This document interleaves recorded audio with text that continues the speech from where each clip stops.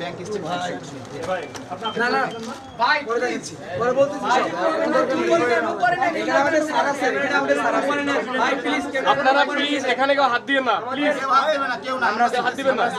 আচ্ছা এখন পর্যন্ত আসলে তার কাছে কিছু টাকা পয়সা পাওয়া গেছে, টাকা হয় না যেটা স্টুডেন্টরা বলেছে এবং তারা বলছে যে এই টাকার উৎস সম্পর্কে সে সতর্ক দিতে পারছে না।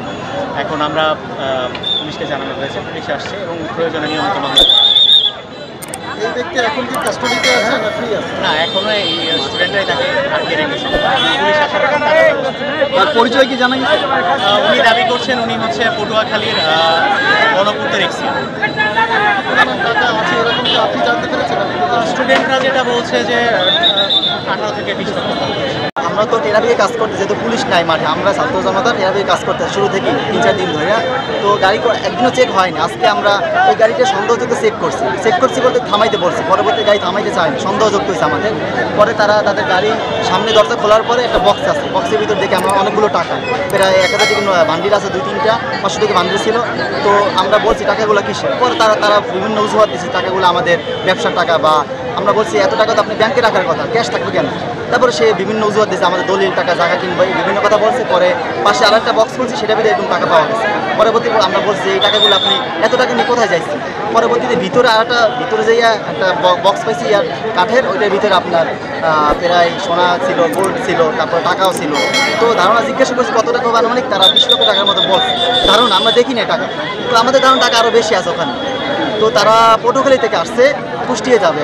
আপনারা জানেন বাংলাদেশে এখন ট্রাফিক পুলিশ দায়িত্ব আমরা ছাত্ররা এবং পাশাপাশি সেনাপ্রধানের নির্দেশে ডিএনসিসি দায়িত্ব পালন করতে আসছি।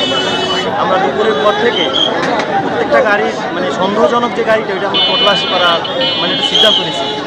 তখন এই গাড়িটা আমরা ফ্যামিলি সহ যাচ্ছে, যখন আমরা মনে একটা সন্দেহ হয় যে ফ্যামিলি সহ কোথায় যাচ্ছে, অনেক ব্যাগ ছিল এই জন্য।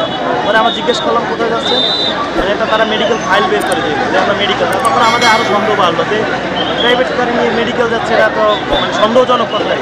তখন আমরা গাড়ি সাইড করে প্রথমে দেখলাম তাদের একটা প্লাস্টিকের বাটার ভিতরে অনেক টাকা। পরে আমরা জিজ্ঞেস করলাম যে টাকা নগদ টাকা তো সেই জন্য। পরে আমাদের বলছে যে আমাদের কাছে কিছু নগদ টাকা আছে, কিছু নগদ টাকা। পরে আমরা আরও সন্দেহ বাড়লো। পরে আমরা মোটামুটি কথাবার্তা বললাম তাদের কাছে বিপুল পরিমাণ নগদ টাকা, স্বর্ণ এবং অনেক দলিলপত্র আছে, অনেক বিভিন্ন জায়গা জমির দলিল আছে তাদের কাছে।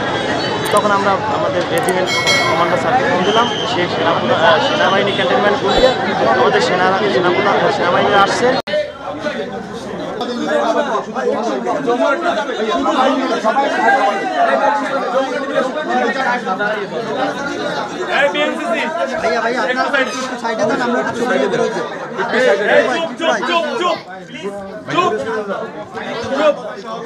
সবাই সব চ্যানেল ছবি নিবে, চুপ সব চ্যানেল নিবে। এই 3 জন বের হন।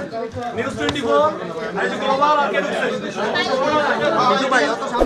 হইছে হইছে যাবো আপনাদের হয় না হইছে প্লিজ হইছে হইছে ভিডিও নিচ্ছে স্যার ভাই আর কিছু না यार এনা ফুটেজ পেছেন ভাই আর কিছু লাগে না ফাইল নিতেছে স্যার স্যার ভাই শূন্যটা ভাই শূন্যটা কলম সরি কলমটা কোথায়? কলমটা কোথায়? ভাই জমা টিভি হয়ে গেলে জিয়া ভাই এখান থেকে যান আরে ভাই প্লিজ ভাই আপনারা কিন্তু ভাই